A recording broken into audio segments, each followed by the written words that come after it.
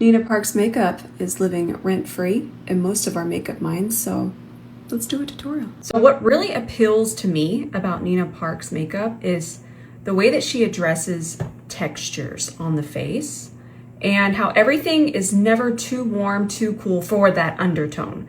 Undertones, it always goes back to undertones for me, but it's really important to stay very, very neutral within your undertone. And already I'm going to use this as a base.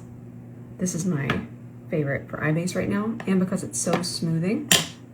But I'm not going to really go too heavy where I'm not going to have eyeshadow. See this little freckle? This is a great example. I'm going to go around that, and I'm actually going to leave that visible. But I want everything around that, and think of that for the whole face. I want everything around that to just be a little bit more even. It's all about the texture and the undertone. There's almost no shadow, but it's more of a neutral, not a gray, but a neutral shadow. That looks pretty good already. And I'm using a fluffier brush. I feel that the way Nina does makeup, it's very, I'm gonna use a denser brush for certain areas, but for the most part, everything is very much a fluffy, controlled brush. This is gonna be the fastest eye look I've ever done. I'm gonna take just a little bit of that here, and then just a little over here. I'm not too worried about the creasing. Remember, friends, just grab your brush, tap it back in, and then I'm just gonna take a whisper and just press that in the center just to highlight. Press it in though so it doesn't crease. Now there's definitely a tight line, but I don't trust myself, so I'm gonna do it with brown. I still think this needs glitter.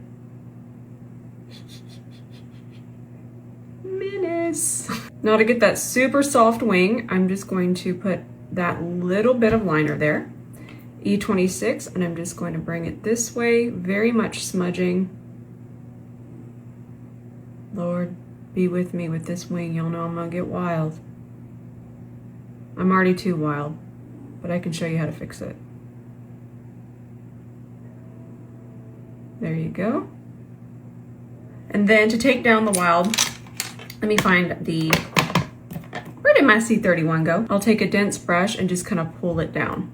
Okay, and then I'm wiping off the brush. Pull it down, wipe off the brush. Over here is kind of pretty much okay. There we go. Sometimes you just gotta really know how to fix things more than knowing how to do it perfect the first time. Okay, take this shade again and the fluffy brush and bring that back to that cooler undertone. Blend down because I can clean here. Everything is blurry. Perfect. I love a big fluffy lash. Kevin Aucoin lash curler, by the way. But that's not what we're working with here. I feel like the lashes are slightly curled, but they're definitely not the big floofers. And also I'm gonna use my Prada. I feel like it's kind of an in-between mascara in terms of not just giant, huge lashes. And I also like that it's basically putting on mascara with a lash comb. Okay, there's still much work to do. And whenever I don't want to get carried away with mascara, I grab a gel pencil, make sure that it's transfer proof like this one, and I'll just catch the very tips of my lashes. And this is a really great way to make sure that we're not missing any lashes without adding too much mascara where it gets a little not matching the look is the best way to put that.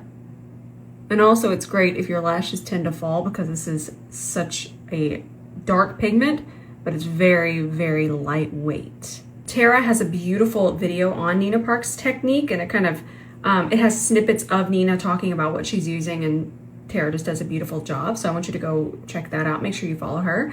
But I want to use the technique that Nina uses, and that's creams, liquids, because we have to, I talk about this all the time. Our under eye skin is so, so thin. So if I put cream there, it could be a little too heavy for how thin the skin is. So if you notice those pictures, you're gonna see that the more full coverage is in the thicker parts of the skin. So fill around your face. This is real thick. This could handle this. Forehead, thin. Nose is just slippy and wants to betray you. So just touch and feel around, and you'll notice the different kind of thickness of your skin. Ooh, very thin. This is also going to be a really, really good tip. So where I'm going to put this thicker cream foundation, I want it to be a little bit more slippy. That's a really good way to put it, because if that tries to go on dry skin, it's just going to make it a little chalky and a little bit too thick. So I want this here, and I'm just using an essence. Love that essence, by the way. I wouldn't even use moisturizer. That could be too heavy. But everywhere else, I've already done my regular skin prep. I already have this on. I'm just basically putting extra on in the areas I know I'm going to be putting the more full coverage cream foundation. I'm going to grab some on my finger, and then I'm even going to further warm this up on the back of my hand. And then it's going to be about the brush that we use. I think I'm just going to use this. This is our, do you hear that? Is she a pirate? Is she teaching a makeup tutorial? We don't know. So I'm just going to start to build this. And my friends, getting the undertone right on this type of look is truly the key. I know that's so repetitive and so annoying, but if this was even a little bit off, chaos. Just absolute chaos, my friends. So I'm just going to place this in the areas I feel needed a little bit more. I'm still thinning it out. We're not painting it on with the C42, so it's still being thinned out, but this type of thicker formula, it definitely kind of fills in gaps across the skin. So it's a great, great technique. We'll do a little bit across the chin.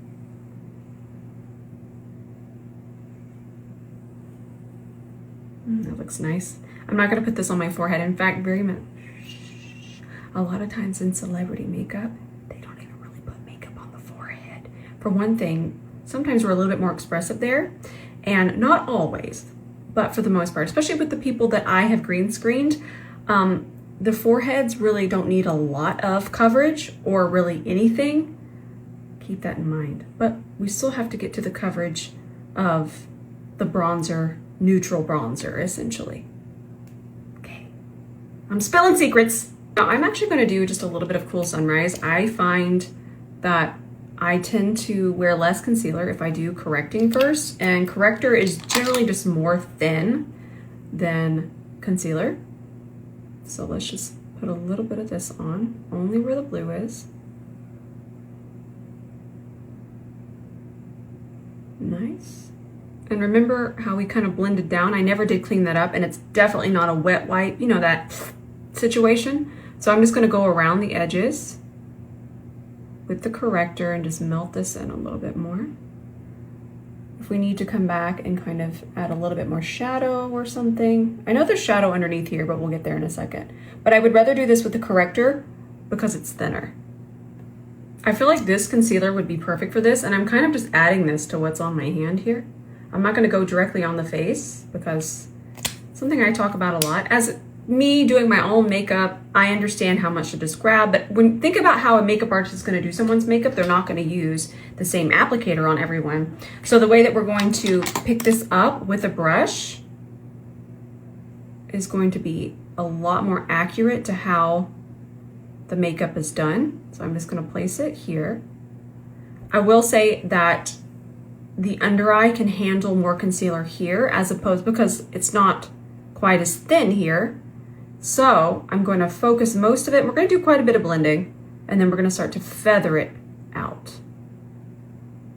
And I'm not even really going to put anything on my nose. The idea is to leave the freckles. And it's also good to note that I'm using a denser brush for this placement. The denser the brush, the more intense and pigmented the application. So we want that right now until I start to blend it out a little bit more that way. It's very strategic. I'm gonna put a little bit of the concealer here. And then I'm gonna switch brushes. We're not done blending here. We'll get to there in a second. I'm gonna switch brushes to something actually even fluffier. Pick up that concealer, and then I'm just gonna fluff over here.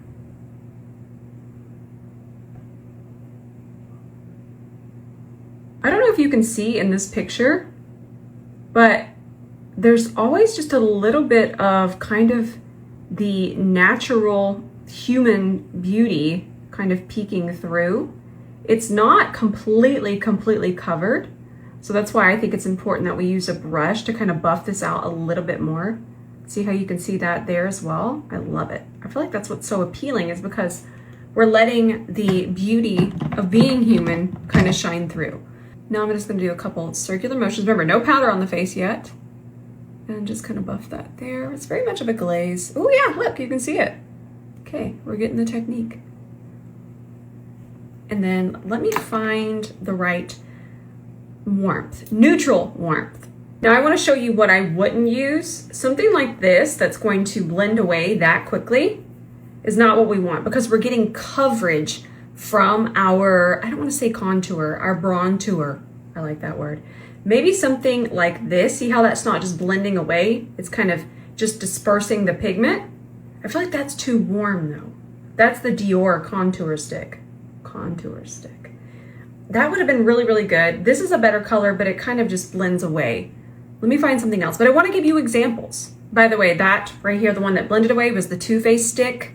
The bronzer, melting bronzer and sculpting chocolate souffle. And then this was the Dior Forever Skin Contour in 02 Tan. The one I wanted, but it's too tan. It's gonna be perfect. And while I'm filming this, you're not supposed to know about it. Do you see how it's just stretching, and even how even it is? And it's not too warm. I'm so excited. But I'm gonna apply it with a fluffier brush, and I'm gonna be very, very light-handed. Oh, I'm using the shade Ambitious. Melty, melty. And this actually is gonna add some coverage. It's that inconspicuous coverage that we are trying to achieve. I'm real nitty-gritty, so I'm gonna take just a whisper of the concealer. And that fluffy brush, I'm picking up, look, you can barely even see where I picked it up. And I'm just going to take this on top ever so lightly. It's adding my undertone and my skin tone back to our warmth. That way it doesn't get too warm. You know how I always tell you not to go over your bronzer and contour with your powder? That's what we want here, because it's really about, we're wanting that little bit of shape, but it's about tailoring it. That's a really good way to say it. Tailoring it always back to your skin tone and undertone. This shade is perfect. And this is a cream, by the way, so I think that's gonna be absolutely perfect. And we're just gonna use a fluffy brush, bring a little bit of that underneath here. It just really kind of hugs the eye, makes the eyeball look a little bit more eyeball. I'm so creepy. I shouldn't say eyeball, it makes the eye. No, because I'm actually feeling for the curve of my eyeball, and that would have made so much more sense to me. Now we can kind of push everything in, start to finish our shapes. I'll even add a little bit more there. You gotta trust me through this process, okay? I'm gonna take that concealer. Remember, it's about melting your undertone and skin tone into things. It's hard for me to focus right now because my cat is actually honk shoeing, and it's making me wanna laugh. So I'm gonna take this. First, we're gonna start there. Ooh, this is so much fun. Okay, just hang on. And we're gonna start to apply this little undertone blush mixture here.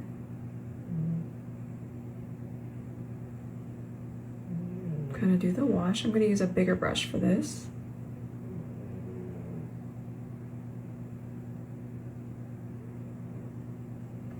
Same thing on this side.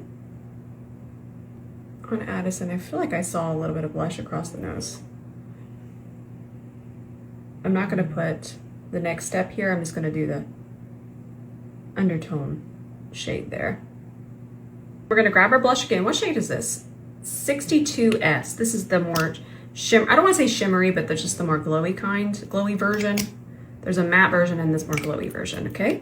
I'm going to switch to this brush, very detail, and I'm just picking that up over here now. This is more the true color, and then I'm just going to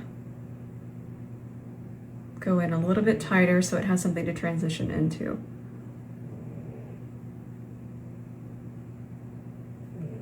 Delightful. Y'all are going to love this brush. It is coming this summer. Dense brush and some powder. I'm actually going to skip a puff because a puff is just going to lay down too much. But if I just kind of strategically set, that's where I'm going to put the most powder, right there. So that's why I'm using the brush. Honk shoe, Jean, honk shoe. So flipping cute. Okay, push that there. And then I'm going to put a little bit more, maybe here.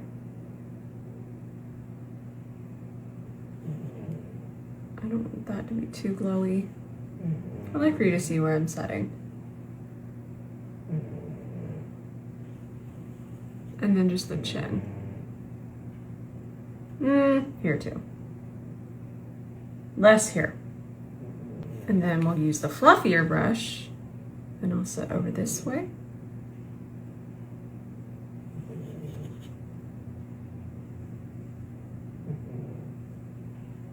Very, very lightly, my friends. But this is definitely not a matte look. Now that blurry lip is going to be a mixture of warm and cool. So this is Anywhere Caffeine, which is our warm. I'm going to throw this on. We're going to need a brush because it's definitely very blurry and out of my comfort zone. And then this is Endless Cacao.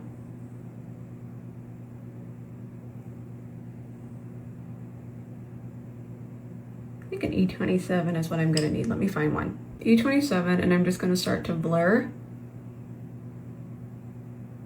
It's definitely an overdraw. It's very, I feel like the lip I've seen people love and I've seen people dislike. So I love all makeup, so you're not going to see me going, oh, I would never wear this. I'll wear anything. I just love the art of it. Cool tone. I feel like the Cupid's bow is drawn in a little bit. Blurry blur. And remember, this still has a little bit of kind of concealer in it. Melt my undertone and skin tone into even this.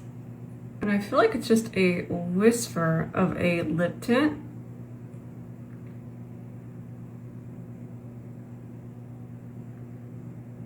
Just a whisper. This one's from Haruharu Cosmetics. It could definitely go places. I'm being very, very mindful. This is the shade Spicy. Then I'm gonna lightly top it with this lip gloss cushion. This is the shade Sugar Rimmed. Yep. What do we have here? But I definitely want to put some mascara on our bottom lashes. All right, my friends, this is our finished look. I love everything about this. This is not an easy look, but I feel like that just speaks to the incredible artist that Nina Park is. So it's going to take some practice. Kind of just remember you're melting your undertone and your skin tone into everything. So I hope that you enjoyed this tutorial. Thank you so much for watching these long ones. It means so much because these are my makeup therapy essentially. So thank you for being here. I love you with all of my heart. Until the next video, bye for now.